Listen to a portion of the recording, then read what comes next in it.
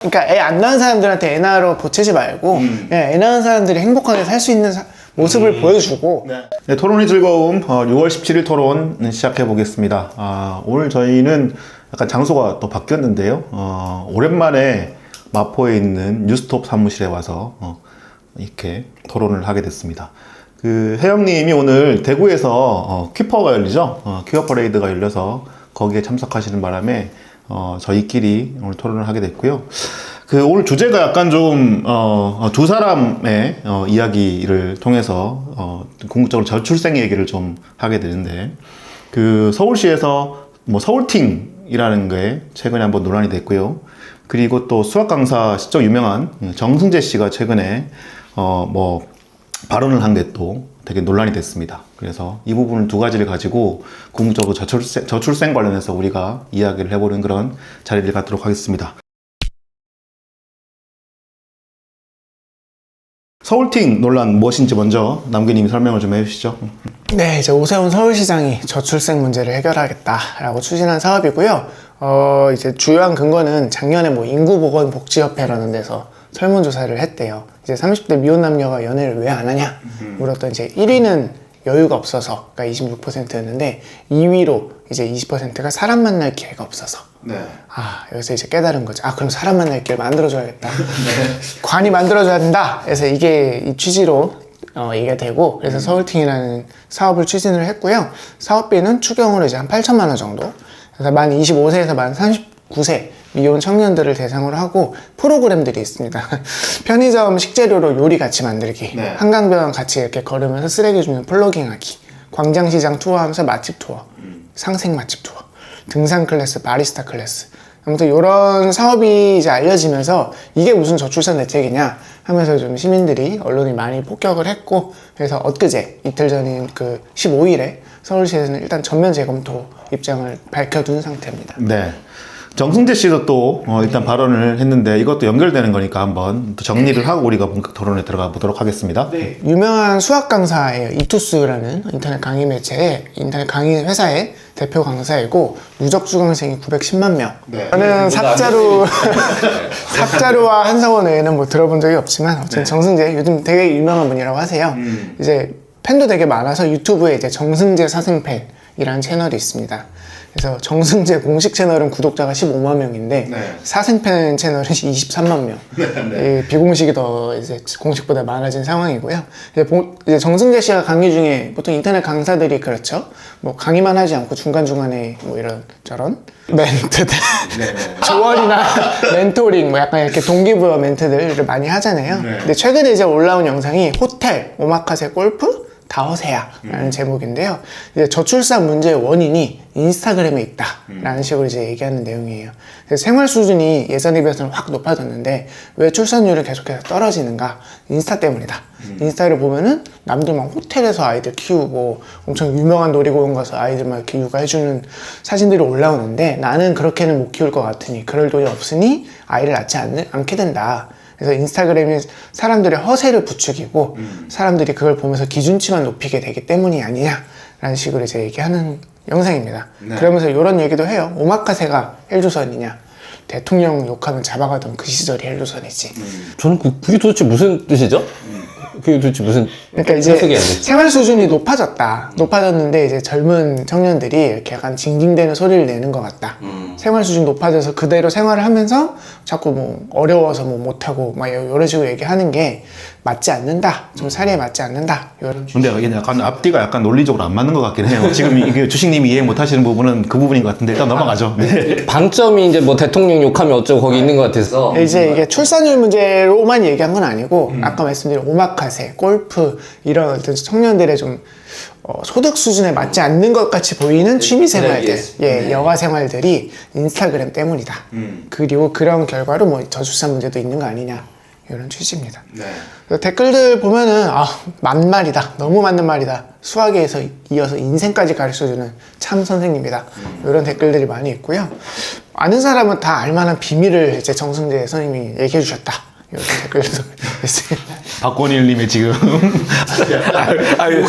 참았어야 되는데 순간 헛웃음이 나와 죄송합니다. 많이 이렇게 발언을 보도해주고 있고요. 중앙일보 같은 게 이제 울림 있는 일침을 정승재 씨가 해줬다 이런 제목으로 보도를 해주기도 했습니다. 네, 어떤 매체는 전문가들까지, 막 교수들까지 멘트를 따가지고 이 발언의 의미에 대해서 분석하고 막, 네. 그래서 뭐 어떤 부분은 어떤 전문가는 말도 안 되는 얘기다, 어떤 전문가는 맞는 얘기 아니냐, 뭐 이렇게 나뉘어서 분석을 하고 그렇기도 했더라고요. 일단 이 얘기 먼저 해볼까요? 정승재 씨의 발언에 대해서 좀 어떻게 생각하는지부터 한번 얘기를 해보시죠. 권일님 아까 약간 먼저. 고백하자면 제가 정승재 사생팬 구독자거든요. 구독을 하는 사람인데. 이유가 뭔가요? 재밌더라고요, 얘기하는 게. 그래서 저도 이제 이번에 우리가 정승재를 다뤄가지고 나이를 확인해 봤어요. 나랑 동갑이더라고요. 그러면서 내가 이제 박수를 쳤죠. 어쩐지 이 사람이 하는 얘기는 내가 동의하는 게 거의 없는데 그 말까지 일종의 꼰대질을 막 이제 수업 시간에 하는데 그 꼰대질로 가는 빌드업 과정이 너무 약간 내 취향인 거예요. 그래서 좀 약간 동의를 할 수 없는데 왠지 끌리는 느낌? 그래서 이제 이번에 엊그저께 확인을 했죠. 봤더니 나랑 동갑이더라고요. 그래서 역시 숫자는 거짓말하지 않는다.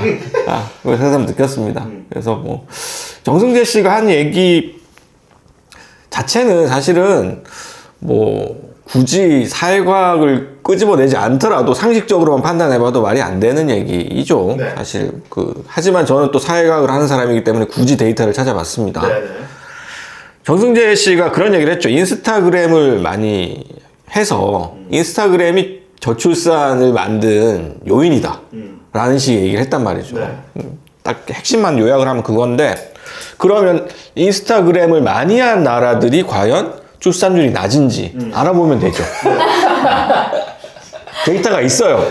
소셜미디어를 많이 한 나라 1등부터 뭐 30 몇 등까지 나와 있는 데이터들이 많아요. 그 중에서 하나를 보니까 한국이 높긴 높더라고요. 세계 2위. 세계 2위. 예. 뭐 인스타만이 아니라 이제 소셜미디어인데 SNS 이용자 비율이 한국이 세계 2위고 얼마 전까지 3위였다고 해요. 2위가 대만이었고 근데 이제 대만과 한국이 작년인가 재작년에 이제 1위가 아랍에미리트입니다. 아랍에미리트 굉장히 높더라고요. 갑자기 허세론이 맞는 말 같기도 하고. 네, 그걸 보면 이제 약간 허세론이 맞나 싶죠. 그러면 이제 출산율을 비교를 해보면 나오겠죠. 실제로 1위 국가가 출산율이 낮다면 정승재 씨 얘기도 일리가 있는 것이 아니고 어떤 보편적인 어떤 법칙으로도 우리가 좀 가설로 생각해 볼 수 있지 않냐 할 수 있는데, 아랍에미리트 출산율이 한국의 2배가 넘더라고요. 1.48인가? 그렇고 대만 출산율이 1.1대예요. 1.21 왔다 갔다 하는 정도. 한국보다 훨씬 높죠. 한국이 0.78이잖아요. 한국은 뭐 거의 뭐 세계 최저니까. 세계 최저 국가. 생물학적으로 절멸하고 있는 나라죠. 그러니까 사실은 이게 저는 정승재 씨가 얘기한 게 어떤 의미인지는 알겠어요. 같은 꼰대니까. 어떤 의미에서 이 일가를 하고 싶었는지를 허세를 부리는 이제 그런 것들에 대해서 우리가 그런 것들로 우리가 행복해질 수 없다. 너네들 진짜 행복을 찾아라. 이런 얘기 학생들한테 해줄 수 있죠. 그런 얘기를 하는 과정에서 이런 얘기가 나왔다라는 것까지는 알겠는데, 진짜 좀 약간 정색하고 이거를 사회과학적으로 분석을 해보면 말도 안 되는 헛소리다라는 거죠. 그러니까 그 전제는 어느 정도 인정할 부분이 있는데. 그렇죠. 개인 차원에서 우리가 어떤 행복이라는 거, 그 부분에 대해서 한국 사람들이 좀 문제가 있는 건 맞죠, 사실은. 우리나라가 GDP가 굉장히 높은 나라인데 그 GDP에 비해서 행복도 조사 같은 것들을 해보면 항상 낮게 나오거든요. 늘 불행하고. 제일 좀 끔찍한 지표가, 저도 이제 이번에 데이터를 찾아보면서 발견한 데이터인데, GDP가 성장하는 것과 자살률 성장이 정비례한 국가가 한국이 유일하더라고요. 그러니까 모든 나라들 GDP가 올라갈수록 자살률이 떨어져요. 반비례하는데 한국은 GDP 성장과 정확히 비례해서 이걸 이제 상관계수라고 표현을 하는데, 통계학에서 상관계수라고 표현하는데, 피어슨 상관계수로 표현을 하면 0.9가 넘어가요. 그럼 거의 이제 이거는 일치한다라고 보는 거죠. 그러니까 경제 성장이 될수록 사람들이 더 많이 자살하는 나라, 이런 나라는 한국밖에 없다. 결국 이거는 불행하기 때문이거든요. 사람들이 행복하지 않고 삶에서 의미를 찾지 못하기 때문이고, 물질적인 풍요하고 행복이라는 것이 굉장히 따로 노는 나라라는 점에서 사실은 그런 점에서는 사실 이런 얘기도 어느 정도는 우리가 참고할 부분이 있는데 그렇다고 해서 이게 저출산이랑 이거를 인과관계로 엮어서 얘기를 한다는 건 사실은 말이 안 된다라는 거죠. 근데 일단 뭐 일종의 오마카세나 뭐 이렇게 호텔 뭘 즐기는 아이들 이런 얘기들 그런 얘기들의 어떤 그런 뭐 상대적 박탈감 이런 거하고 저출생하고 연결하기가 무리다 이렇게 보시는 건가요? 그렇죠. 그런 것들이 문제는 맞는데 상대적 박탈감이 강하고 행복감을 느끼기가 힘든 사회인 건 맞는데 그거하고 저출산을 바로 연결시키기는 좀 무리라는 거고 네. 사실 저는 이 정승재 씨의 발언에 달린 댓글이 좀 흥미로웠어요. 네. 이 댓글들이 대부분 다 맞아 허세가 문제지라고 허세라는 단어에 사람들이 꽂혀 있더라고요. 그렇더라고요. 네. 근데 과연 허세가 문제인가 하는 생각이 들어요. 저는 허세라는 말 자체가 사실은 자기의 어떤 수준에 맞지 않은 과장된 어떤 소비를 한다는 거거든요. 그러면 수준에 맞는 소비를 하면 괜찮은 건가? 그걸 전제하고 있는 거거든요. 예컨대 예를 들자면 서울 시내에 있는 무슨 뭐 성균관대나 한양대를 나오는 사람이 자기랑 서울대생을 비슷한 급으로 보면은 허세다라고 사람들이 비난하면서 그 사람들이 지방대를 무시하면 그럴 수 있지라고 생각을 한단 말이죠. 네.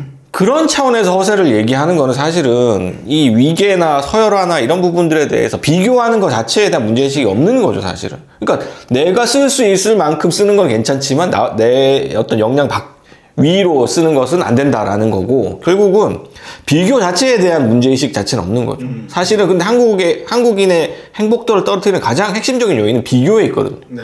남들과 나의 행복을 비교하고 남들과 나의 물질적인 수준을 비교하면서 계속해서 불행해하는 거예요.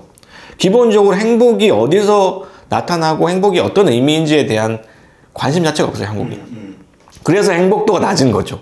행복이 뭔지 모르기 때문에 무관심하기 때문에 행복도가 낮은 건데 그런 부분들에 대해서 그냥 허세라고 퉁쳐버리면 정승재 씨의 얘기밖에 안 되는 거죠. 이 정승재 씨의 문제는 가장 핵심적인 문제는 뭐냐면 이 사람도 한국인 특유의 물질주의에서 여전히 벗어나지 못한 채로 비판하고 있다라는 거죠. 네. 그래서 그 부분에서 저는 역시 정승재 씨라는 사람이 말을 되게 잘하고 재밌게 하고 또 나름대로 일리 있는 일가를 하셨지만 결과적으로는 현실과 동떨어진 약간 가설적인 얘기를 마치 진실인 것처럼 얘기를 했다라고 정리할 수 있겠습니다. 네. 일단은 뭐 허세 얘기는 잠깐 접어두더라도 일단 인스타그램이 처음 만들어진 게 2010년 한국에서 글은 좀 대중화된 게 2014, 15년 이때쯤부터거든요. 고작 7, 8년밖에 안 됐어요. 근데 저출산, 출생률 떨어지는 게 원데이, 투데이도 아니고 뭐 이거를 저출산 문제로 얘기한다는 게 너무 일단은 사회과학적으로 용납이 안 돼서 저는 어제 정승재라는 분이 있는 건 알았는데 어떤 과목인지는 항상 몰랐거든요. 왜냐면 유튜브에 올라오는 게 항상 조언하는 영상밖에 없어서 무슨 과목인지를 알 수가 없어요. 근데 이제 봤더니 수학 강사이시더라고요. 다행히 사회과학 강사는 아니셔가지고 좀 안도를 했고요. 그리고 이제 허세 얘기는 사실은 이것도 조금 과장된 측면은 없지 않아 있어요. 이제 오마카세나 골프 이런 것들이 인스타그램에 본격적으로 올라오기 시작한 게 코로나19 시기 2, 3년 사이거든요. 네. 그러니까 어느 정도 좀 사람들이 취미생활이나 이런 게 좀 전환된 시기 혹은 이제 뭐 주식이나 영끌이나 뭐 이런 거 청년 세대 약간 소득 수준이 높아진 잠깐의 그 시기에 반사적으로 나왔던 어떤 문화들이에요. 요즘은 오히려 그거 잘 안 올라오거든요. 요즘은 또 뭐 약간 풀 죽고 있죠. 그 문화들이. 그 사이에 올라온 것들이기 때문에 이거를 뭐 요즘 청년 세대들이 이런 세태다라고 분석할 만한 대상인가 하면 조금 고민은 들고 제가 정승재 씨를 애써 옹호하는 건 아닌데 옹호하는 거라고 오해하실 것 같아서 제가 미리 깔아두자면 이분이 이번에 한 얘기 이 오마카세님 허세 얘기하기 전에도 비슷한 얘기를 계속 해온 맥락이 있어요. 네. 그러니까 수업 시간에 항상 그런 얘기, 대학 서열이나 이런 것에 대해서 얘기를 하면서 대학이라는 것이 너네들 인생에 지금은 완전히 목표같이 느껴지겠지만 사실은 인생 전체에서 그렇게까지 결정적인 목표일 수도 없고 그렇지도 않다. 그런 얘기를 계속 하거든요. 그러니까 지금 내가 가르치고 있는 이런 것들도 너네들이 어떤 살아가는 데 있어서 나름대로 간판을 갖추는 데 도움이 되는 것일 뿐이지 그것을 너네들의 어떤 인생의 목표로 삼거나 그렇게 되면 불행해진다 이런 얘기를 끊임없이 해요. 다 맞는 얘기를 하거든요. 나름 자기 모순적인 존재네요. 나름 자기 모순을 인식하고 있어요. 그런 것들을 끊임없이 이제 얘기를 하고 그런 면에서 사실은 저는 이를테면 뭐 그 한국에서 이제 뭐 서울대 가서 이제 뭐 출세하던 시기는 끝났다, 외국으로 떠라라고 얘기하는 그런 식의 양심 없는 학원 강사들이 있잖아요. 이름 갑자기 기억이 안 나네. 그런 사람들보다는 훨씬 더 좀 진솔한 사람이라는 생각이 들어요. 그러니까 어쨌든 자신이 하는 일에 대해서 좀 대자적인 인식을 갖고 있고, 학생들에 대해서도 냉정하게 어떤 이런 얘기들을 해준다는 점에서는 저는 뭐 그래도 좀 이 정도면 괜찮은 학원 강사라는 생각이 들어요. 수학을 가르치지만 사회적인 문제나 혹은 개인적인 어떤 고민들에 대해서 나름대로 도움이 되는 형? 도움되는 선배? 도움되는 꼰대? 네? 좋은 꼰대 속한다, 이 정도면. 그런 느낌이라는 거죠. 네. 굳이 그 얘기를 하신 이유가 뭐죠? 굳이 하고 싶었습니다. 굳이. 다른 영상은 안 봤지만 이 오마카세 영상은 사실 이거는 남초 커뮤니티의 보편 정서거든요. 그 영상도 보면은 중간에 그런 데서 나와요. 인스타에 올라오는 얼굴들 그거 다 가짜야. 야, 이거 진짜 그냥 남초의 보편 정서. 특히 이제 남초에서 여성 인스타그래머들을 비난하기 위해서 쓰는 말들이 오마카세도 그렇고 호텔, 뭐 풀빌라 그런 맥락에서 저는 보였는데, 뭐 정승재 씨의 다른 배경들을 알 수 있다면 좀 좋은 꼰대 일 수 있지 않을까 싶은데 몰라서 뭐 말씀을 못 드리겠습니다. 근데 정승재 씨가 말하는 그것들, 뭐 화려해 보이는 인스타의 허세를 향한 그런 비판들이 사실 권일님 이야기하신 것처럼 보통 사교육 강사들이 그것들을 대하는 태도의 반대인 건 맞죠. 보통은 저것들을 너희들의 인생의 목표로 삼아라 라고 이야기하는 멘토들이 다수잖아요. 너네 지금 열심히 공부해서 오마카세, 골프 이런 거 취해야 될 거 아니야. 너네 그거 하고 싶지 않아? 이런 목표의 어떤 인생의 지향으로 그런 것들을 제시하는 강사들이 있는가 하면, 이분의 이런 그 인스타 허세를 대하는 태도는 그거에 어떤 다척점이 있는 것 같아 보이기는 해요. 근데 그 댓글들의 반응이 재밌어요. 그러니까 그 허세일 거다, 저거는. 이게 단정을 하는 거잖아요. 저 사람들이 뭐 골프를 치고 오마카세를 먹는 것 같지만 사실은 그것들을 전시하는 사람들이 그것들을 취할 자격이 없는, 능력이 없는 사람들이 있는 것처럼 과시하는 허영심이다라고 단정지어서 어떤 그것들을 의미를 축소하려는 그 시도들이 재밌는데, 이 상대적 박탈감 에서 오는 어떤 방어 기제의 하나인 것처럼 보여요. 근데 이 상대적 박탈감이라는 거에 대해서 진화 심리학자 스티븐 핑커가 이렇게 설명을 하더라고요. 그러니까 상대적 박탈감은 나랑 다른 처지에 있는 사람이 소유한 훌륭한 것들을 부러워하는 마음이 아니라 나랑 비슷한 처지에 있는 사람, 니나 나랑 별로 다르지 않을 것 같은 사람들이 나한테 없는 것을 소유했을 때 거기서 오는 질투심을 이야기하는 경우가 많거든요. 보통 인스타그램에서 느껴지는 그런 질투심도 비슷한데, 예를 들면 뭐 어디 뭐 재벌 2세가 막 스포츠카를 타고 대저택을 사고 이런 걸 보고 배아파하지 않는단 말이에요. 내 동기 동창들 아니면 뭐 내 어떤 뭐 비슷한 자녀 학교에 있는 학부모들이 나한테 없는 무언가를 소유했다는 걸 알게 됐을 때 거기서 화가 난다는 거잖아요.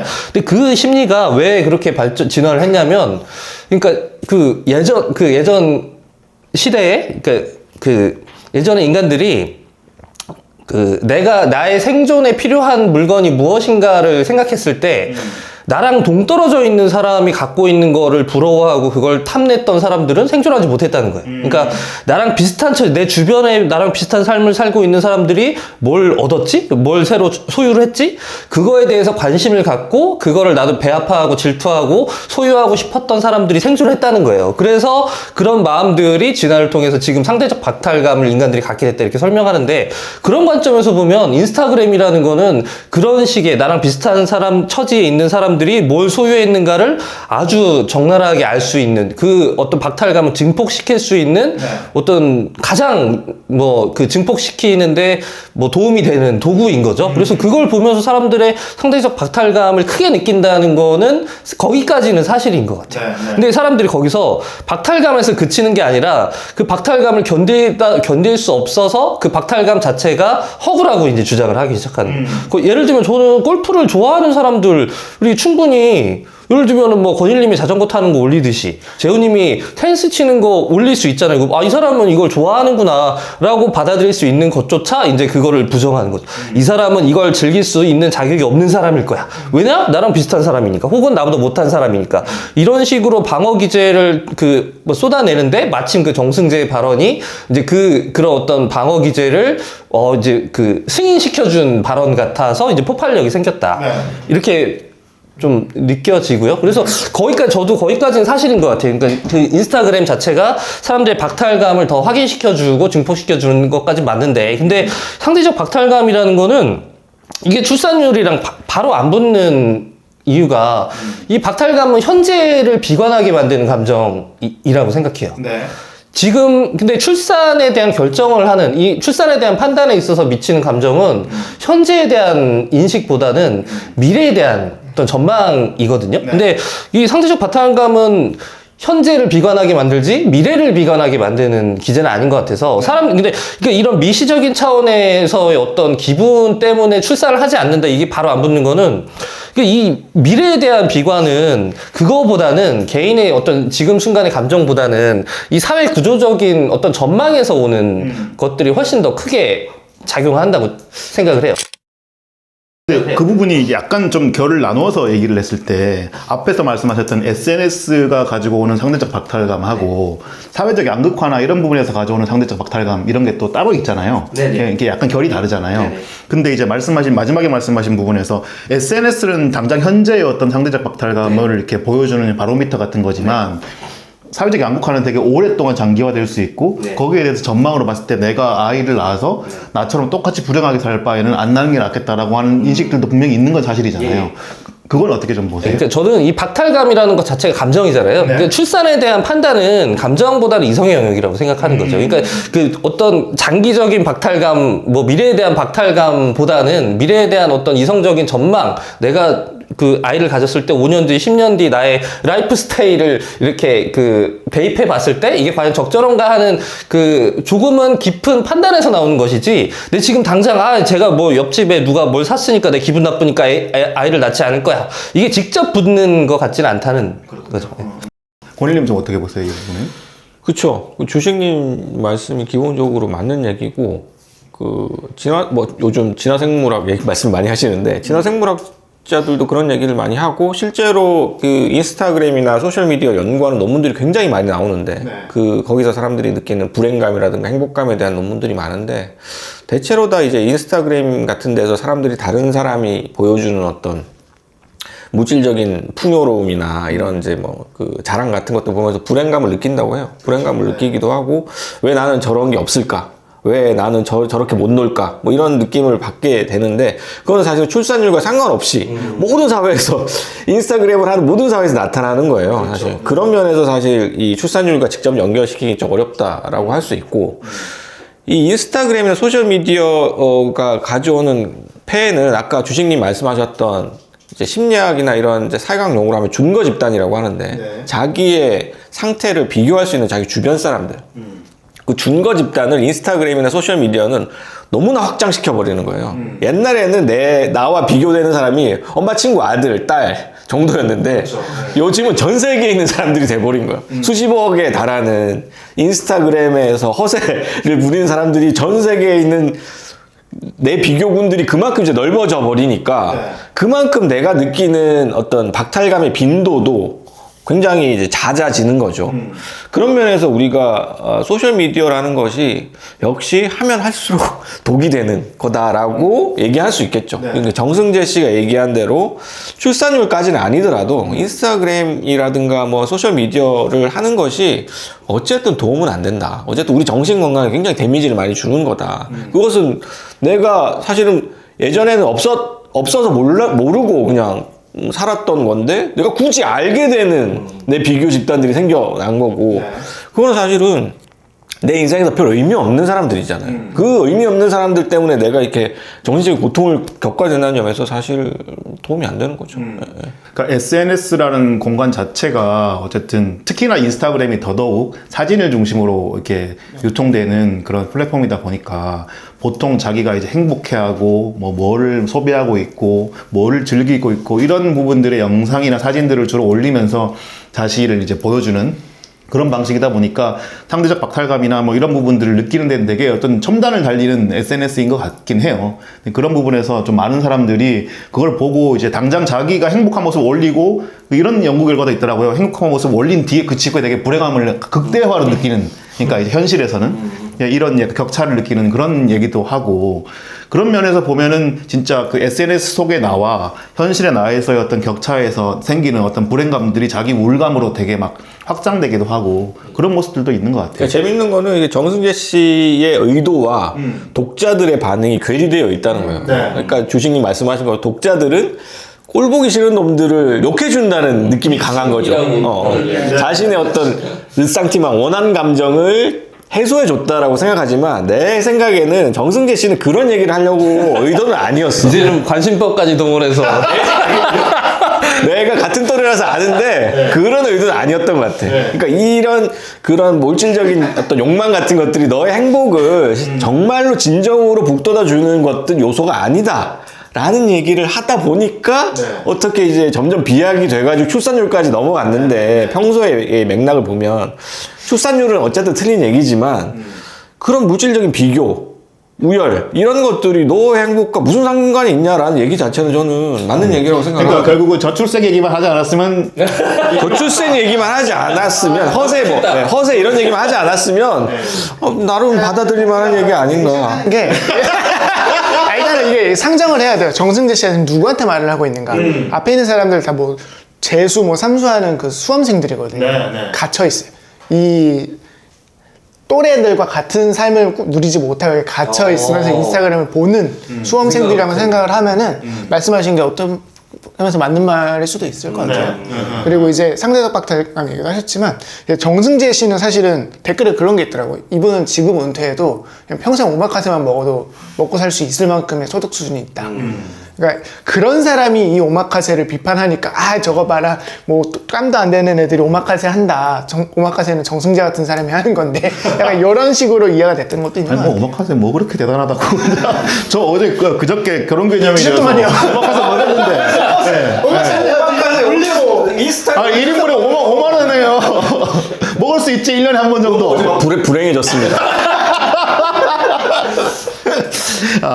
그러니까 이제 저는 근데 약간 궁금한 게 그 두 분이 말씀하시는 그 허세에 대한 비판, 일침 이 부분은 좀 100% 이해가 되는데 이거 그러니까 출생률에서 그러니까 얘기하는 그런 그러니까 우리가 보통 이제 좀 이따가 얘기할 서울팅 얘기하면서도 계속 서울팅을 비판하는 논리 중에 하나가 이거거든요. 그러니까 사람들을 만나게 하고 이것보다 지금 정책적으로 준비해야 되는 거는 뭐 사회적 양극화랄지 아니면 주택 정책이랄지 이런 정책적인 부분에서 사람들이 이제 아이를 낳을 수 있는 환경을 만들어주는 그 것들을 구조를 만들어라 이런 걸로 다 비판을 하더라고요. 서울팅을. 근데 이 비판을 이쪽으로 가져와서 본다면 이 SNS를 통해서나 이건 이렇게 드러나는 현상이긴 하지만 그 현상 뒤에 숨어 있는 사회적 양극화나 또 사람들이 가지고 있는 상대적 박탈감이나 소외 감정 뭐 이런 것들을 나는 더 이상 이제 이것들을 내 후세대에게 물려주고 싶지 않아 라고 하는 감정에서 출산 파업을 하는 그런 상황들 이런 거하고도 저는 솔직히 좀 연결되어 있는 부분이 있긴 하다고 생각하거든요. 출산율이 아예 관련이 없는 건 아니다. 그러니까 이제 이렇게 호텔 오마카세 이 부분을 바로 연결하는 거는 좀 무리가 있지만 상대적 박탈감 문제하고 출생률을 얘기하는 거는 일리가 있는 얘기 아니냐 이런 생각도 좀 들어요. 그거는 진짜 좀 조사를 해봐야 될 것 같아요. 그거는 정말 데이터를 정교하게 비교를 하고 설문조사도 하고 서베이도 하고 해서 하면은 저는 아예 0으로 나오지는 않을 것 같거든요. 왜냐하면 뭐 이를테면 SNS를 하다 보면 자기 아이한테 영어 유치원을 한 달에 뭐 500짜리를 보낸다든가 혹은 뭐 무슨 태어나자마자 출산하고 가는 데가 어디죠? 산후조리원. 산후조리원도 무슨 엄청 비싼 데들이 있더만요. 네, 맞아요. 그런 데들을 원래는 SNS가 아니면 몰랐을 텐데, 그냥 내 형편에 맞는 데 갔을 텐데. 몰랐을까요? SNS 없어도 그러니까 소문으로만 들었거나 아니면 맘카페나 막 이런 있는 건 알지만 여기에 보내는 사람들이 여기서 이렇게 과대표되는 경향이 있는 거죠. 구체적으로 사진으로 본다거나 이 정도의 시설이라거나 이런 걸 볼 수는 없었을 텐데 제가 저길 보낸다고? 이걸 알게 되는 거죠. 그거를 이제 자기 중고 집단이 아니니까 그냥 밀쳐놓을 수 있는 사람들의 사례를 자기 중고 집단으로 가져올 수 있는 이제 계기가 되는 것이고 SNS가 그러다 보면 나는 애를 낳아도 내 애한테는 잘해줄 수 없겠구나 라고 생각할 수 있겠죠. 그런 면에서 저는 아예 상관도가 0이다라고 볼 수는 없는 것 같아요. 그런 거 뭐 영향을 많이 받는 사람도 있을 수 있겠죠. 남의 눈으로 의식을 많이 하는 사람도 있을 수 있는 것이고 그런 면에서 저는 그런 어떤 비교, 사회적인 비교, 양극화로 인한 어떤 격차 이런 것들을 느끼는 경향이 강한 사람일수록 자기의 어떤 미래의 어떤 뭐 출산이라든가 결혼을 결정하는데 영향을 끼칠 수는 있다라고 봐요. 근데 이거는 숫자를 놓고 얘기해야 된다. 직접 조사를 해봐야 된다라는 거죠. 정확히 그런 감정을 대변하는 글이 블라인드에 올해 2월에 올라있긴 하네요. 네, 뭔가요? 딱 그 정승재 씨의 얘기예요. 인터넷을 봤더니 사람들 다 뭐 해외여행도 하고 영어 유치원도 보내고 하는데 나는 그런 거 할 수 없다. 그래서 뭐 옛날 같으면 스마트폰도 인스타도 없었으니까 그냥 다들 서민으로 사는 줄 알았는데 요즘 보니까 뭐 쟤는 나랑 똑같은 줄 알았는데 뭐 금수저고 뭐 독일에서 승마하더라. 그래서 나는 아이를 안 낳기로 했다. 이게 그러면 이제 그런 거는 이제 상대적 박탈 감정을 넘어서서 이성적 판단 전망에까지 영향을 미치는 거죠. 그 감정이 내가 지금 순간적으로 화가 났는데 이걸 보아하니 내가 앞으로 5년 10년 지나도 저 사람들을 따라갈 수 없는 나의 그 어떤 현타 같은 것들이 올 수 있는 거네요. 근데 이건 또 어떤 점에서는 블라인드이기 때문에 약간 또 이게 계급성이 있는 얘기들일 수는 있어요. 조승현 작가가 유튜브를 하는데 거기 저출산 관련해서 세계 각국 언론들이 그걸 다루는 논의하는 방식에 대해서 이 차이를 설명하는 영상을 봤어요. 근데 재미있었던 게 그 나라가 처해 있는 어떤 문화적인 조건, 어떤 사회적인 환경 때문에 이 저출산이라는 똑같은 이슈를 다루는 논쟁들이 양상이 완전히 다르다는 거예요. 예를 들면 프랑스 같은 경우에는 거긴 이제 평등의 나라고 복지의 나라잖아요. 그래서 거기서 언론들이 주로 이 저출산 문제를 비판하는 방식이 복지의 후퇴 때문이다. 그러니까 약간 한국 좌파들이 주장하는 방식이랑 비슷한 거죠. 이게 예전에는 프랑스가 이렇게까지 가정에 대한 복지 정책들이 있어. 이게 후퇴하는 바람에 우파가 집권하는 바람에 이렇게 출산율이 떨어졌다. 근데 영국 같은 경우에는 또 세계에서 가장 집값이 비싼 나라다 보니까 이제 거기서 원인을 찾는다는 거죠. 주로 월세가 너무 비싸서 런던이 집값이 너무 비싸서 청년들이 아이를 낳을 수 없다. 근데 제일 재밌었던 건 이제 한국은 뭐 사교육 이런 얘기를 많이 한다고 하고 미국이었는데 미국 사람들은 이 저출산이라는 이 사회적인 문제의 원인을 계속해서 개인의 차원에서 찾는다는 거죠. 예를 들면은 테크놀로지의 발전 때문에 인스타 같은 거예요. 인스타를 사람들이 많이 보니까 그래서 이렇게 얘기해요. 포르쉐 폴리가미라는 말이 이제 서구 언론들이 만들어냈다고. 이게 뭐냐면 인스타에서 이제 사람들이 그 매력을 어필할 수 있는 포인트가 외모와 재력밖에 없다는 거죠. 원래 사람이 사랑을 느끼고 이제 연애를 하고 출산을 하고 이런 과정에서 여러 가지 매력들이 있잖아요. 뭐 성격도 있고 지성도 있고 이런데 인스타에서 이제 그런 거는 경쟁력이 될 수 없기 때문에 외모와 재력만 보고 사람들이 그걸 판단을 하는데 근데 이 사람들이 거기서 실질적인 만남을 추구하는 게 아니라 여기서 이제 그런 걸 관음만 한다는 거예요. 이걸 관음만 하고 거기서 이제 그 욕구를 어느 정도 해소하고 실제 만남을 이어지지 않기 때문에 그래서 요즘 MZ 세대들이 결혼을 안 해서 뭐 그렇다 뭐 이런 식의 약간 근데 이런 개인의 미시적인 차원에서 저출산의 원인을 찾는다는 점에서 정승재의 관점이나 혹은 서울팅을 주선하는 저 서울시 관료들의 생각과 맞닿아 있는 거죠. 자연스럽게 서울팀으로 넘어가 보겠습니다, 지금. 이게 개인의 왜 젊은 사람들이 요즘에 연애를 못하고 뭐 하지? 이 관심의 초점 자체가 개인의 미시적인 영역에 맞춰 있다는 거죠. 근데 여기서는 한계가 명확한 거죠. 아까도 계속 이야기하지만 사람들이 그 만남의 기회가 적고 이런 박탈감을 느끼고 해서 이제 연애에 소홀해진다는 건 알겠어. 거기까지는 미시적인 차원에서 충분히 이유를 찾을 수 있는데 이게 그럼 출산의 결정적인 원인이 되는 데는 증거가 부족하다는 거죠.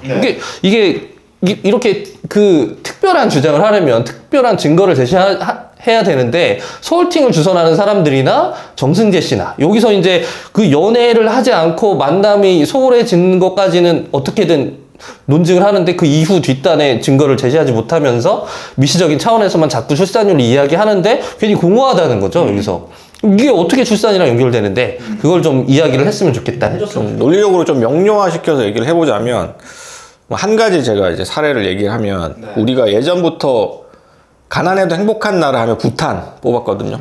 그래서 부탄이 왜 행복한지 다큐멘터리도 엄청 많아요. 한국에서도 방영했었고. 근데 요즘 부탄 행복도 조사하면 세계 꼴찌 수준이에요. 왜 그렇게 됐냐? 부탄의 핸드폰이 보급되면서부터. 부탄 사람들이 소셜미디어를 하면서부터 급격하게 불행해진 거예요, 이 사람들이. 보니까 전 세계 사람들이 자기보다 훨씬 잘 사는 거야. 람보르기니 타고 다니고 막 엄청나게 잘 사는데 자기네 나라들은 정말로 못 사는 나라였던 거예요. 행복한 줄 알았는데 아니었던 거예요. 중고 집단이 전 세계로 확장된 거죠. 부탄 사람들이 자기 주변이었다가.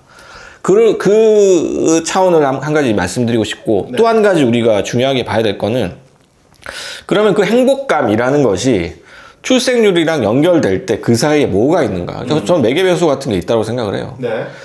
행복감이 낮아도 다른 나라도 말씀드렸잖아요. 소셜미디어 하면 행복감이 떨어진다고. 그러면 출산율이 같이 떨어지느냐? 아닌 나라 많거든요. 근데 한국은 출산율이 낮은데 다른 나라들은 왜 출산율이 높으냐? 부탄은 왜 행복감이 떨어졌는데 출산율이 그대로냐? 그 사이에 뭔가 다른 변수가 있다라는 거죠. 중간에. 그 중간 변수가 뭐냐가 중요하다고 생각해요. 저는 그 중간에 있는 변수가 한국의 유달리 강한 물질주의라고 생각해요. 한국 사람들 행복을 물질에만 두는 거예요. 물질적인 지위의 성공, 출세, 학벌, 돈을 얼마나 갖고 있는가, 아파트, 평수, 어디에 사는가 이런 것들이 한국 사람들 행복을 구성하는 전부이기 때문에 그것이 출산율로 이어질 가능성이 더 강하다고 볼 수도 있죠. 그건 조사를 해봐야 되겠지만. 근데 다른 나라 같은 경우 행복을 그런 식으로 규정하지 않아요.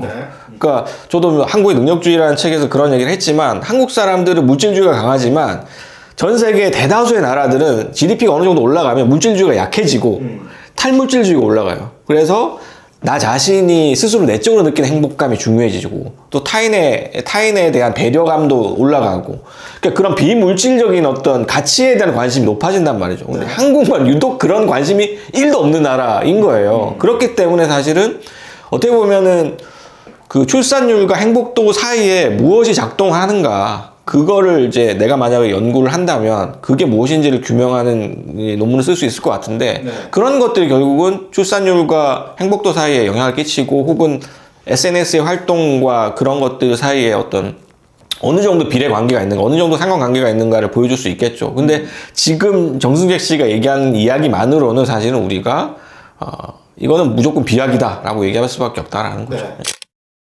그러니까 아까 아랍에미리트가 SNS 이용 제일 높은 출산율도 엄청나게 높다고 했잖아요. 그러니까 거기에서는 사실 이슬람교의 어떤 그 문화적인 배경들도 작동을 하는 거죠. 그러니까 뭐 예를 들어 뭐 기독교 복음주의, 가정을 중시하는 기독교가 있는 종교가 뭐 국교인 나라라면 또 거기도 출산율이 꽤 높을 거예요. 가톨릭 국가들이 전통적으로 출산율이 높은 것도 미국이 대표적으로 그런 케이스죠. 네네네. 그래서 뭐 미국은 뭐 이렇게 아이를 입양해서 이렇게 키우는 것 자체를 일단 기본적으로 어떤 헌신이라고 생각하는 경향이 있고, 그리고 아이를 이렇게 양육해서 키우는 것 자체가 이제 자기가 평생 이제 이 사회를 위해서 공헌해야 되는 하나의 어떤 그런 목표처럼 이렇게 공유되는 인식들이 있고, 아까 말씀하신 거랑 좀 연결되는 부분인데 한국인들이 유독 이제 물질주의가 강하다고 했는데 종교가 이제 어떤 부분에서 비판을 받지만 어떤 부분에서는 사람들의 가치 지향을 정해주는 역할들을 하잖아요.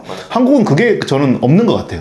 그렇죠. 한국은 종교 자체, 그러니까 여러 논문들이 있는데 한국은 종교 자체도 물질주의적이에요. 그러니까 보통은 종교라는 것이 되게 탈물질주의적인 가치가 강하거든요. 종교를 믿는 사람들이. 그런데 한국은 종교인들도 다른 나라 종교인들에 비해서 물질주의 성향이 강하고 당연히 종교가 없는 사람은 더 강하겠죠. 그리고 또 최근의 추세를 보면 한국 사람들이 급격하게 탈종교화하고 있어요. 2014년 이후부터 급격하게 종교의 수가 확 줄어요. 여기에 대한 이제 원인 분석에 대해서는 여러 학자들마다 좀 의견이 분분한 상황인데 뭐 연구가 나오겠죠. 근데 어쨌든 2015년 시점부터는 한국 사람들이 이제는 더 이상 종교를 안 믿는다는 거죠. 그렇다는 건 뭐냐면 앞으로 물질주의도 사실은 점점 더 강화될 가능성이 좀 있다라는 거죠. 그렇다 보면 이제 출산율도 당연히 부정적 영향을 미칠 가능성이 높겠죠. 네. 이게 좀 재밌는 게 제가 한 20년 전까지만 해도 종교라는 부분을 엄청 비판했거든요. 종교를 넘어서는 어떤 가치 지향에 대한 이야기들을 더 많이 하고 그 안에서 이제 우리가 종교가 가지고 있는 어떤 그런 그 뭐 내세에 대한 어떤 그런 뭐 그 지향 뭐 이런 것들 그리고 이제 그 안에서 내부 카르텔을 만들어 가지고 그 안에 자기들만 어떤 그런 가치를 공유하는 어떤 문화 이런 것들을 되게 비판하고 그 안에서 이제 종교를 넘어서는 어떤 그런 사회적 가치 뭐 여기에 대한 지향을 얘기했는데 요즘은 오히려 종교가 어느 정도 그래도 하는 역할들이 있고 그런 가치라도 공유하는 것이 사회를 공유하는 사람들에게 필요한 거 아닌가라는 생각들이 좀 들기도 해요. 종교 참석률이 떨어지니까 서울팅을 통한 하나의 계기가 된 게 아닌가. 그래서 서울팅이 긍정적일 수 있어요. 그러니까 종교 같은 것들이 종교나 가족이 복지제도가 없는 나라에서는 일종의 사회적인 네트워크를 강화하는 신뢰를 강화하는 일종의 사회 자본이거든요. 근데 이제 그런 것들이 없어지고 점점 탈종교화되고 가족들도 해체되고 있잖아요. 우리나라의 차례 지내는 비율도 엄청나게 떨어졌어. 엄청나게 지금 이제 차례 지내는 가족을 찾아보기 힘들 정도가 될 거라고 해요. 곧. 그러니까 그러다 보니까 사람들이 점점 외로워지고 고립되고 출산율이 더 떨어질 수 있는 요인들이 많은 거죠. 그만큼 출산율에 영향을 끼치는 요인들, 사회적 요인들은 굉장히 많고 물론 SNS도 그 중에 한 요소일 수는 있겠지만 그거는 숱한 요인들 중에 하나 정도인 거죠. 제가 정밀하게 조사는 못 해봤지만 계속 이제 제가 한 지금 4, 5년 동안 계속 관심을 가지고 있는 그 취재 대상이라고 하는 게 맞겠죠? 취재 대상이 중장년 여성들이거든요.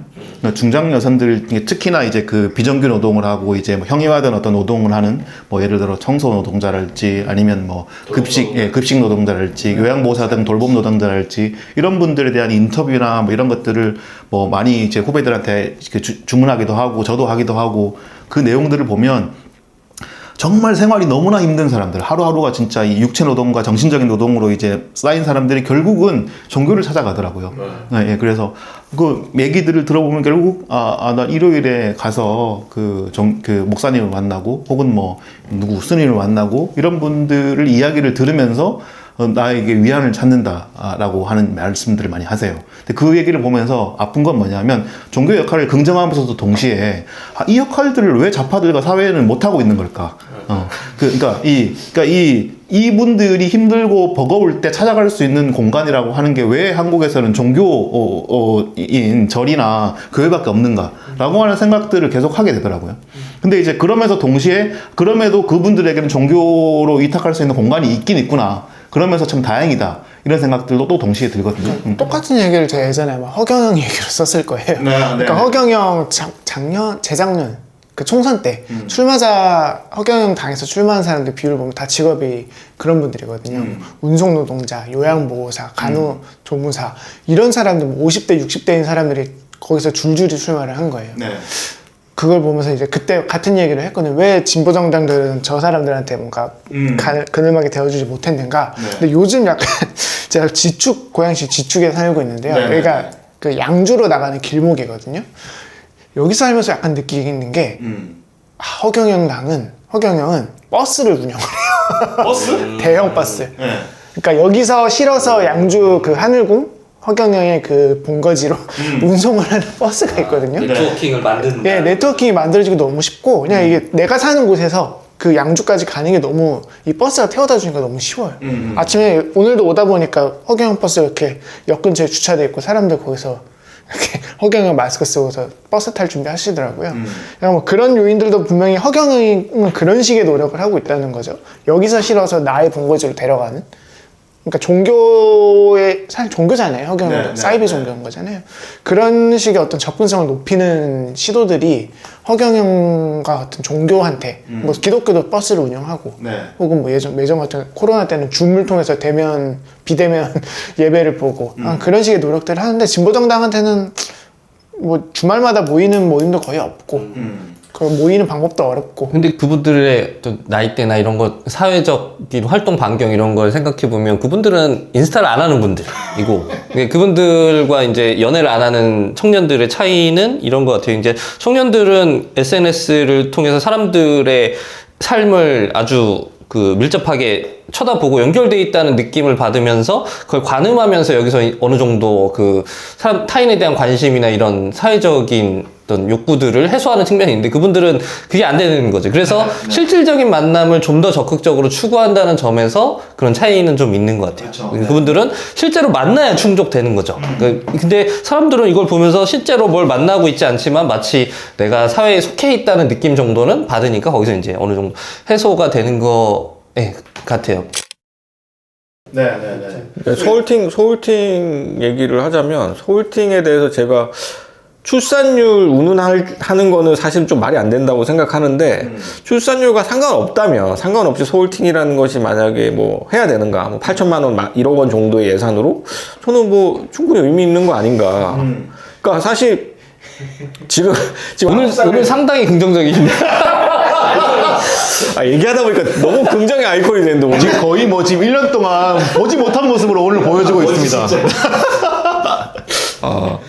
그 소울팅도 사실은 그런 차원에서 보면은 긍정적인 게 있는 거죠. 지금 그 한국 사회가 직면 여러 가지 문제들이 있는데 그 중에서 하나가 저는 고립이라고 생각을 하거든요. 그 고립이라는 거, 사회적 고립이라는 문제는 사실은 자원이 많은 사람들은 사실 큰 걱정이 없어요. 그런 사람들은 이미 사회적 네트워크를 갖고 있고 상징 자본이 많기 때문에 사회적 고립이 그들한테는 중요하지 않은 문제지만 아까 우리가 종교에 대해서 얘기했듯이 정말로 사회적으로 끈이 없는 사람들한테는 그런 네트워크들이 되게 중요하거든요. 오프라인 네트워크가.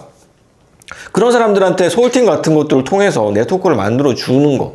그러니까 그 사람들이 뭐 물론 소울팅을 하는 사람들이 뭐 굉장히 못 사는 사람이 아닐 수도 있지만 어쨌든 연애를 못 하는 사람들도 사실은 어떻게 보면 사회적인 소외 계층일 수 있습니다. 그 연알못들. 우리가 흔히 못소리라고 부르는 사람들. 오늘 사전에 오늘 저희가 유튜브에 들어가기 전에 그 혜림님이 어떤 단어들을 쓰지 말라고 강력하게 경고를 하셔가지고 지금 권일님이 막 말하는데 약간 좀 버퍼링이 오고 있습니다. 번식 탈락 얘기하고 그래요. 뭐 이런 말들, 이런 좋지 않은 말들 쓰지 않겠습니다. 어쨌든 우리가 흔히 못소리라고 하는 사람들, 이성의 눈을 똑바로 못 보는 사람들, 혹은 뭐 이성과 상관없더라도 사회적인 생활 있잖아요. 네트워크나 이런 데서 잘 적응하지 못하는 사람들 있거든요. 소극적인 사람들. MBTI로 치면 극I인 사람들. 그러니까 그런 분들한테 뭔가 어떤 만날 수 있는 장 같은 것들을 굳이 이성적인 어떤 만남이 아니더라도 국가에서 계속 만들어주는 것들은 저는 그거는 돈을 더 많이 들여서라도 해야 되는 거 아닌가 하는 생각이 들어요. 실제로 지금 뭐 독거 중년, 특히 이제 남성들이 혼자서 고독사 이런 거 많이 하잖아요. 그런 사람들한테 가장 필요한 것들이 네트워크거든요. 그냥 어떤 깊은 관계가 아니더라도 평소에 만나서 그냥 같이 뭐 맨손 체조를 한다거나 아니면 그냥 잡담을 나눈다거나 아니면 무슨 어디 뭐 산을 같이 간다거나 그런 가벼운 어떤 만남이더라도 그런 사람들한테 살아갈 수 있는 힘이 되는 것이고 그런 것들이 저는 되게 중요한 의미를 갖고 있다고 생각해요. 그런 면에서 소울팅도 어떤 출산율 제고 정책이 아니라 고립을 막는 사회적인 고립 위험에 있는 사람들을 좀 그런 위험들을 완화해주는 정책으로서 접근을 하면 조금 더 의미가 있는 게 아닌가. 문제는 모든 게 다 이렇게 저출생이라고 하는 대책으로 연결되는 게 문제인 것 같아요. 그러니까 이게 보면 저는 이렇게 만남을 만들어줄 수 있는 게 있고, 뭐 그런 측면에서 이제 고립되어 있는 사람들을 얼마만큼 정부가 뭐 혹은 뭐 서울시가 그들을 끌어내려고 노력할 것인지에 대해서는 솔직히 좀 부정적이고, 그리고, 그들이, 그러니까 소울팅을 통해서 만나게 하려고 하는 사람들이 저는 그들이 아니라고 저는 생각을 해요. 그러니까 뭐 어느 정도 안정적인 직장을 가지고 어느 정도 충분히 사회적 관계를 하는 사람들 중에 굳이 결혼을 이렇게 막 지금 당장 급하다고 생각하지 않는 사람들을 끌어와가지고 좀 결혼을 하게 만들고 그거를 성과를 포장해서 좀 이렇게 보여주려고 하는 게 아닐까라는 게 저는 훨씬 더 의심이 강하긴 하지만 저는 권일님이 생각하는 문제의식에 동의하거든요. 다만 근데 이게 관이 그거를 과연 그런 적극적 의지까지 가지고 있느냐. 그리고 그거의 결론으로 계속 이 저출생에 대한 이야기를 하잖아요. 그러니까 당장 지금 만나지도 않고 있는데 빨리 아이를 낳아라 이런 얘기를 한단 말이죠. 근데 이게 과연 지금 관이 나서서 할 수 있는 이야기인가에 대해서는 상당히 좀 부정적인 부분이 있는 거고요. 신혼부부 작년 기준인가요? 뭐 50%가 50%만 자녀가 있고 나머지 50%는 자녀가 없대요. 그러니까 결혼을 해도 애를 안 낳는 게 저출산 문제의 핵심인 거지. 결혼을 못 한다 아니라는 거죠. 결혼을 안 한다 쪽에 더 가까워. 근데 저는 기본적으로 그 서울팅에 대해서 여러 가지 불편한 그 층위들이 있는데 그 중에 하나가 일단 혼내 출산만이 뭐 유일한 어떤 그 저출산 극복의 방식이라고 전제한다는 것. 그러니까 결혼이라는 제도 안에 출생을 연결시켜서 생각한다는 것 불편함이 있고 말씀하신 것처럼 뭐 혼내에서도 출산이 이루어지지 않는 다양한 이유들이 있고 또 그것보다 더 중요한 건 혼외 출산에 대해서 아예 상상을 하지 않는다는 거죠. 거기는 이제 가부장적인 접근 방식이 하나가 있고 그것보다 더 근본적으로는 국가가 저는 지금 여러분들이 결혼을 했거나 혹은 결혼하지 않은 사람들의 어떤 그 이유들에 대해서 전혀 궁금하지 않거든요. 근데 그거를 죄송합니다. 궁금하지 않은데 굳이 얘기해가지고. 그러니까 국가가 거기다가 이게 저는 왜냐면 결혼과 출산 같은 거는 아주 그 내밀한 프라이버시의 영역이라고 생각해요. 가장 개인적인 판단의 영역인 것이고 거기에 대해서 누군가 의견을 내는 것도 조심스러워야 된다고 생각하고 저는 개인적으로는 관심이 없어요. 근데 국가가 여기 개입을 해? 감히? 시민의 어떤 프라이버시에 개입해서 아이를 낳아라 마라 하고 심지어 만남을 주선해? 여기서 오는 이 불순함에 대한 반발심 같은 게 훨씬 큰 것 같아요. 감히 왜 시민한테 국가가 뭔데 나서서 애를 낳아라 말아라 어쩌고 이런 얘기를 해? 거기에 대한 자유주의자로서의 기본적인 불편함이 있고 좌우란석이잖아요. 계속 미안해하고 계시잖아요. 이유를 물어봐서 정식으로 사과드립니다. 그거요? 계속 들리고 듣고 흘리면 됩니다. 그래서 아무튼 그런 불편함이 있고 이미 태어난 사람들의 문제는 기본적으로 태어난 사람들끼리 잘 상의해서 해결하는 게 맞다고 생각해요. 이미 태어나지도 않은 사람들한테 뭔가 이 문제를 연결시켜갖고 그들을 해결책으로 등장시키고자 하는 이 태도 자체가 너무 염치 없는 거 아닌가. 지금 우리들이 태어난 사람들이 겪고 있는 여러 가지 어려움들, 뭐 연금이 고갈되고 어쩌고 이런 얘기들은 우리가 만들어낸 문제잖아요. 근데 그거를 왜 안 태어난 사람들한테 전가시키려고 하는 이 불순함? 이것조차도 상당히 불순한 접근이 아닌가. 그럼 이 구조 안에서 이제 이 얘기를 해보자. 아까 방금 이제 연금 얘기를 하셔가지고 우리 한국의 지금 모든 어떤 사회복지 제도가 연금도 그렇고 뭐 건강보험도 그렇고 각종 제도들이 다 어느 정도의 출생률을 전제로 해서 운영이 되거든요. 그러니까 후세대가 앞세대를 계속적으로 이렇게 지원하는 형태로 이렇게 구축이 되어 있잖아요. 결국은 저는 뭐 출생률을 강조하는 모든 정부 관계자들이 하는 이제 나쁜 의도는 제외하고 결국 궁극적 의도는 그 문제 때문에 국가가 과연 제대로 운영되겠느냐 이제 이 우려 때문에 나오는 어떤 여러 가지 정책들이라고는 생각하거든요. 그 부분에 대해서는 어떤 해결책이나 이런 것들이 좀 있을 수 있다고 보세요? 그렇죠. 이제 이 개인의 프라이버시에 대한 개입 이거를 논외로 하더라도 국가의 책무는 또 별도로 존재하는 것이니까 그거에 대한 고려는 당연히 필요한데 근데 거기에 대한 접근 방식이 새로운 아이를 반드시 만들어내는 것을 강요하는 방식이 되어서는 안 된다고 생각하고 저는 받아들여야 된다고 생각해요. 아이가 안 태어나는데 이거를 아이를 억지로 만들어서 해결해야 된다가 아니라 출산율이 줄어드는 상태를 받아들인 상태에서 설계를 하는 방식이 저는 합리적이고 근데 저는 그 국가 관료로서 이런저런 걱정이 있을 수 있고 거기에 대한 대비는 당연히 해야 된다고 생각하는데 좀 말하고 싶었던 거는 이 출산율이라는 지표를 대하는 국가의 태도를 말하고 싶었던 거였는데 그러니까 이거는 시민들의 삶을 단적으로 보여주는 중요한 지표로서 삼아야 되는 건 맞다고 생각해요. 출산율이라는 지표는. 왜냐면 시민들의 삶의 결과니까 이 시민들이 앞으로 나의 삶 10년 뒤, 20년 뒤의 삶을 어떻게 생각하고 있는지를 가장 적나라하게 보여주는 지표라고 생각해요. 자살률과 출산율이라는 지표를 그렇게 활용을 할 수 있는데 이 숫자를 목표로 삼는 순간 이거는 전혀 다른 차원의 개입이 된다고 생각하거든요. 그러니까 출산율을 위해서 예를 들면 똑같은 서울팅을 한다고 쳤을 때 시민들이 만남을 추구하지 못하고 되게 팍팍한 삶 속에서 괴로워하고 있다. 이것들을 해소하기 위해서 우리는 좀 만남을 자연스럽게 자만추를 관이 뭔가 성사시키겠다라는 의도라면 많은 사람들이 서울팅에 대해서 호감을 갖고 호의적으로 나도 한번 나가볼까라는 생각을 할 수 있었을 것 같은데 여기서 이제 출산이 개입되는 순간 아무리 좋게 이걸 선의로 받아들여도 이거는 나는 참석할 수 없는 만남이 되는 거죠. 모든 식의 출산 장려 대책들이 그런 식으로 나오고 있는 거예요. 예를 들면 뭐 예전에 저 정부에서 만들었던 가임기 출산 지도 뭐 이런 것들이 있었죠. 네, 그렇죠. 뭐 어느 지역에 가임기 여성들이 많이 살고 있다 이런 거를 막 도식화해서 그리거나,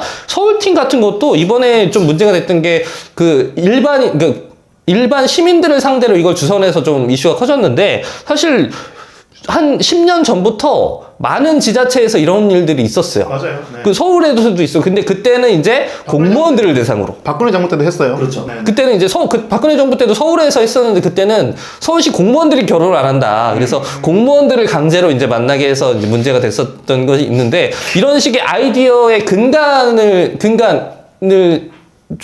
네, 좀 이걸 대하는 관료들의 태도가 이걸 출산율 자체를 목표로 삼아서는 안 된다. 그런 이야기를 하고 싶었던 거예요. 네. 최근에 이제 그런 얘기도 많이 나오죠. 출생률을 꼭 높여야 되냐, 꼭 인구를 늘려야 되냐, 이런 문제 제기들도 많이 나오고 있죠. 그러니까 출생률을 높여야 된다라는 거에 모두가 다 동의하고 있다는 걸 전제하고 얘기를 하고 있으니까. 근데 사실은 아니 지금도 이 사람이 많아가지고 이렇게 환경이 파괴되고 지구의 이 수명 자체가 지금 끝장날 판인데 인구를 점점 더 늘려나간 이 상태로 늘려나가는 게 말이 되냐? 인구를 줄여야 되는 게 맞다라고 얘기하는 사람들도 있고, 네. 또 아까 그 재훈님 말씀하셨던 재정적인 문제, 그러니까 고도 성장기를 기준으로 해서 국가 재정이나 연금을 운영해 왔던 것들의 문제는 사실은 저는 결국 세금을 올려야 된다고 생각을 해요. 그러니까 지금 우리나라는 너무 세금이 낮고 특히 기업에 부과되는 세금이 낮기 때문에 예컨대 뭐 새로운 세금, 로봇세라든가 AI세 같은 것들을 신설을 하더라도 기업에 세금을 더 많이 부과해야죠. 네. 미국에서도 그런 얘기를 많이 해요. 그러니까 미국에서도 20세기 초반만 하더라도 기업에 부과된 세금이 80~90%에 달했는데, 지금 기업들이 내는 세금이 그때 비하면 20%, 30%밖에 안 되고. 그렇죠. 돈은 엄청나게 많이 벌고 있고 양극화도 심해지고 불평도 심해졌는데 기업의 수익률만 올라가는 상태란 말이죠. 그러면 기업들이 그만큼 가져갔으면 소득이 있는 곳에 세금이 있어야죠. 네. 왜 세금을 안 내냐는 거죠. 세금을 내야 될 사람들한테 세금을 더 많이 걷는 것이 우선이지, 인구 때문에 더 재정이 걱정이 되고 그래서 출산율 늘려야 된다는 거는 본말이 전도된 얘기라고 봅니다. 네. 저는 기업도 기업이지만 개인들, 그러니까 이 시민들, 그러니까 특히나 직장이 있고 소득이 있는 또 이렇게 자산이 있는 사람들이 세금을 훨씬 더 많이 내야 된다고 생각하거든요. 이제 이게 뭐 연금이나 건강보험이나 다 마찬가지입니다. 이런 것들이 지금 정치권들이 계속 눈치를 보고 시민들이 이제 자기네들에게 표를 주지 않을까봐 눈치를 보면서 계속 지난 정부도 그렇고 문재인 정부도 그렇고 이번 정부도 그렇고 연금 정책이나 건강보험 정책 하나도 안 건드리고 있거든요. 그리고 세금을 계속 지금 증세해야 된다는 얘기가 나온 지가 벌써 10년이 넘었는데 증세에 대한 논의는 전혀 나오지 않고 있고, 시민들이 돈을 심지어 더 내겠다고 적극적으로 의사를 보이고 있음에도 불구하고 걷지 않고 있거든요. 이런 부분들, 그러니까 당장의 어떤 그런 뭐 저출생 이런 부분, 출생률을 높여서 뭐 후세대들을 더 많이 이렇게 뭐 숫자를 늘리고, 이 부분보다 더 중요한 거는 지금 소득이 있고 지금 자산이 있는 사람들에게 어떻게 더 세금을 걷어서 이 재정 시스템 자체를 더 안정화시킬 것인가, 이게 저는 더 핵심 과제라고 생각하는데, 그거를 하려는 생각하지 않고 계속 지금 아까 주식님이 말씀하신 것처럼 후세대들에게 어떻게든 더 책임을 지우기 위해서 인구를 늘려야 된다, 이런 방식으로 지금 이야기를 하고 있다는 것 자체, 이게 정말 현 세대들이 얼마나 무책임한가를 보여주는 그런 하나의 바로미터가 아닌가. 깔때기 같은 얘기입니다만 그런 거가 가능하려면 사실은 진보 정당이나 진보 언론 한겨레를 포함해서 이런 곳들이 힘이 세져야 되는데 점점 힘이 쇠약해지고 있기 때문에 정의당, 한겨레 뭐 이런 곳들이 점점 더 쇠약해지고 있다는 점에서 이 나라는 답이 없다라는 생각이 듭니다. 정의당 안에서의 어떤 분위기, 그러니까 젊은 당원들이 워낙 많으니까 약간 정의당 안에서 저출산 문제를 대하는 일종의 좀 사회학 괴리된 접근 방식이 또 있어요. 이제 말씀하신 그런 출산 파업이라든지 아이를 낳는 것 전혀 생각해 본 적이 없는 어떤 당원들이 저출산 문제에 대해서 되게 시니컬하게 접근하는 경향도 있긴 하거든요. 근데 말씀드린 것처럼 아이를 낳고 싶어 하는 사람들은 여전히 많고, 그러니까 이 사람들과도 어떻게든 좀 접점을 만들어야 되는데, 그렇죠. 그게 딱 동떨어져 있는 거죠. 그런 부분들에 대한 좀 반성도 필요할 것 같고, 그래서 사실 정의당 안에서 저출산 문제에 대한 적극적인 어떤 정책이 잘 안 나오는 측면도 있거든요. 출산율이 그런 것 같아요. 그 출산율이라는 것들을 언급하면 언급할수록 출산율이 떨어지는 것 같아요. 그러니까 출산율을 아까 목표로 삼아서는 안 된다고 얘기했는데 지금 살고 있는 사람들, 지금 여기 이 대한민국에 살아가는 시민들의 삶을 어떻게든지 더 개선할 생각을 하면 출산율은 자연스럽게 올라가게 되는데 출산율을 자꾸 입에 올리는 순간부터 사람들은 더 반발하게 되고 아까 말씀하셨던 정의당의 젊은 당원들 뿐만이 아니라 출산율을 뭘 하겠다, 출산율 올리기 위해서 서울팅을 하겠다라고 얘기하는 순간 사람들은 화가 날 수밖에 없어요. 아니 지금 살고 있는 사람들을 제대로 못 살게 하면서 뭔 출산율이냐고. 그러면 출산이 더 떨어지죠. 그러니까 이런 역설을 해결하려면 출산율 아예 입에 올리지도 마라. 그러니까 안 낳겠다는 너네들 올리지 사람, 마라 입에. 안 낳겠다는 사람들 억지로 낳게 하지 말고. 자, 이 지점에서 세 분에게 좀 여쭤보고 싶은 게 있는데요. 출생률을 거론하지 않았으면 서울팅을 찬성한다, 반대한다. 아, 저는 찬성이죠. 자, 출생률을 거론하지 않았으면 서울팅 찬성한다, 반대한다. 반대하진 않지만 관료사회에서 통과될 수는 없다. 뭐예요? 아예 찬반만 얘기하세요. 아, 왜냐면은 봐봐요. 그렇게 답하면 나도 그렇게 답하지. 찬반만 얘기하세요, 찬반. 연애는 찬반만 얘기하시라니까. 찬성이죠. 아니 찬성이죠. 아, 이거 어렵네요. 찬성이고 반대입니까? 반대할 명분이 없네요. 이거. 왜 찬성하는지 말씀드릴 수 있을 것 같아요. 네. 이렇게 30대쯤만 돼도 사실 대학 졸업하고 회사 들어가면 사람 만날 곳이 없어서 연애를 못 한다는 사람도 분명히 있거든요. 네. 이 사람들이 흘려 들어가는 게 트레바리, 뭐 약간 골프 클럽, 뭐 등산 모임. 근데 이거는 되게 계급적인 모임이 되어요. 그러니까 특히 트레바리 같은 경우는 그 회원권 멤버십 엄청 비싸거든요. 아, 네. 그 같은 계층의 사람들끼리 모여서 그 계층끼리 결혼을 하게 되는 그 흐름으로 빠져갈 수밖에 없다. 이걸 이제 관이 나서서 아주 평등하게 나이만 보겠다, 소득 보지 않는다 하면 이제 약간 우리가 사회적인 흔히 자만추라고 자연스러운 만남을 추구한다고 하지만 지금 만나는 것들이 철저하게 계급화되어 있어요. 지금 만나는 모임들이나 이런 것들이 다 계급화되어 있고 계층화되어 있기 때문에 끼리끼리 만나게 되는 거죠. 근데 저는 그걸 굳이 소셜 믹스라고 얘기하고 싶진 않지만 어쨌든 그런 기회들이 많아질수록 다양한 사람들끼리 만나서 서로의 어떤 상황 맥락이나 뭐 서로의 어떤 사회적인 지위를 떠나서 좀 사람들끼리 많이 젊은 사람들끼리 많이 만날 수 있는 장을 만드는 것은 부자연스러운 만남이라고 할지라도 의미가 있는 게 아닌가 하는 생각이 드는 거죠. 혜림님은요? 네? 서울팀 서울팀 어떻게 생각하세요? 아 저는 나쁘지 않아요. 근데 문제는 아마 여성들은 참여하지 않을 겁니다. 아 그래요? 왜요? 그 뭐 솔로 대첩 꼴이 나겠죠. 아 그 예전에 여의도에서 했던 네, 남성만 드글드글했던. 근데 그거는 왜 그럴까요? 왜 남성들만 드글드글하게 되는 걸까요? 독서 모임을 하면 여성들이 참여하지 않을까요? 그러니까 생각하는 자만추가 개념이 좀 많이 다를 수 있을 것 같아요. 네.